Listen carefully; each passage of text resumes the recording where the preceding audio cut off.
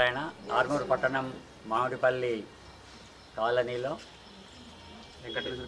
వెంకటేశ్వర కాలనీలో వేంచేసి ఉన్నటువంటి శ్రీ భూనీల సమేత లక్ష్మీ వెంకటేశ్వర స్వామి సన్నిధి దాదాపుగా 30 సంవత్సరాల క్రితము తిరుమలలో వేంచేసి ఉన్న లక్ష్మీ వెంకటేశ్వర స్వామి సంకల్పమును అనుసరించి పరమపదవాసులు కీర్తిశేషులు గడ్డం లింగారెడ్డి గారి స్వప్నములో నేను ఇక్కడికి వస్తాను, ఆలయం కట్టించాలి, ఆ కట్టించే విధానం నీవు ఎవరిని డబ్బులు అడగకుండా కట్టించాలి, డబ్బులు నేనిస్తాను అని వారికి స్వప్న సాక్షాత్కారం జరిగి ఆ స్వామి మీద భారంతో లింగారెడ్డి గారి కుటుంబం అందరూ కలిసి ఎవరిని కూడా ఒక పైసా అడగకుండా ఆలయ నిర్మాణం ప్రారంభించడం, ఆ శ్రీనివాసుని అనుగ్రహంతో ఏ ద్రవ్యానికి వాళ్ళకి ఆ కుటుంబానికి కొరత లేకుండా ఈ నిర్మాణం చేయటము, అప్పుడు ధ్వజస్తంభం ప్రతిష్ఠ చేయటము, ఇది 30 సంవత్సరాల క్రితం జరిగింది.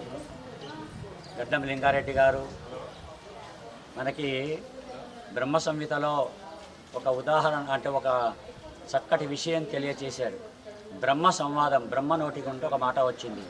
ఎక్కడైనా ఒక ఆలయ నిర్మాణం జరుగుతుందనుకోండి, ఒక 5 ఇటుకలు ఆ ఆలయం కోసం ఎవరైతే ఇస్తారో వాళ్ళకి బ్రహ్మలోకంలో శాశ్వతమైనటువంటి స్థానం, మోక్ష స్థానంలో శాశ్వతమైన పెద్ద భవంతిని ఇస్తాను, నాకు ఒక 5 ఇటుకలు ఆలయం కోసం ఇస్తే అని చెప్తాడన్నమాట.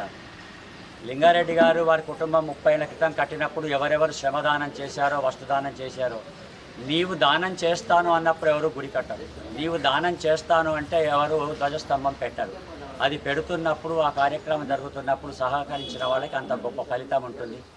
దానికి నిదర్శనంగానే కృష్ణావతారంలో సుధాముడు అనేటువంటి అతడు కుచేలుడు అంటారు, కృష్ణుడి దగ్గరికి వెళ్ళి గుప్పెడు ముక్కిపైన అటుకులు పెడతాడు. ఆ అటుకులను ఆ అటుకులను స్వీకరించి మళ్ళీ తన ఇంటికి వెళితే నవరత్న మేడలన్నీ ఉన్నాయి, ఒంటి నిండా బంగారంతో ఆయన ధర్మపత్ని ఎదురుగా వస్తే సుధాముడు గుర్తించలేక నువ్వు ఎవరమ్మా అంటాడు. అయ్యో అలా అంటారేంటి, నేను మీ ధర్మపత్నిని అంటే, ఇదంతా ఎక్కడి నుంచి వచ్చింది అంటే, కృష్ణుడు రుక్మిణీదేవి మన ఇంటికి వచ్చి ఇదంతా ఇచ్చి ఇంతకు ముందే వెళ్ళారు అంటారు. అంటే ఆ బ్రహ్మ సంహితలోని ఆ విషయానికి మనకి ప్రత్యక్ష ప్రమాణంగా మహాభారతంలో, మహాభాగవతంలో ఈ యొక్క లీలని శ్రీకృష్ణుడు ప్రత్యక్షంగా జరిపించి మనకిచ్చాడు. ఈవేళ గడ్డం లింగారెడ్డి గారి కుటుంబం అంత భాగ్యాన్ని పొందింది. వారు ధర్మపత్ని సమేతముగా మోక్షలోకంలో ఉన్నారు అని శాస్త్రాన్ని అనుసరించి మనందరి విశ్వాసం. వారి తర్వాత శ్రీనివాసరెడ్డి గారు మొదలుకొని ఆ 4 అన్నతమ్ములు, వాళ్ళ కుటుంబం, ధర్మపత్నులతో వాళ్ళ కుటుంబం, వాళ్ళ పిల్లలు ఇంతటి వరకు దాదాపుగా ఒక 10 సంవత్సరాలుగా ఇక్కడ యజ్ఞాచారిగా ఉన్న మాకు మేము చూస్తున్నంత వరకు ఎవరిని ఒక రూపాయి చేయించాకి అడగకుండా ఇంత మహత్తరమైన కార్యక్రమాలు, బ్రహ్మోత్సవాలు, ధనుర్మాసోత్సవాలు, చిలకమర్రి ఆనందాచార్యులు అని చెప్పేసి వారు మాకు కుమారులు అవుతారు. వారి అర్చకత్వంలో దిగ్విజయంగా నడుస్తుంది. ఇక ఆలయం అనేది ఒక శరీరం అయితే, ఈ ఆలయమునకు శిఖరము అనేది శిరస్సు, ఇది వెన్నుపూస ఎముక లాంటిది. ఈ ధ్వజస్తంభం ప్రాణస్థానం. ధ్వజస్తంభం ఉంటే ఆలయానికి ప్రాణం.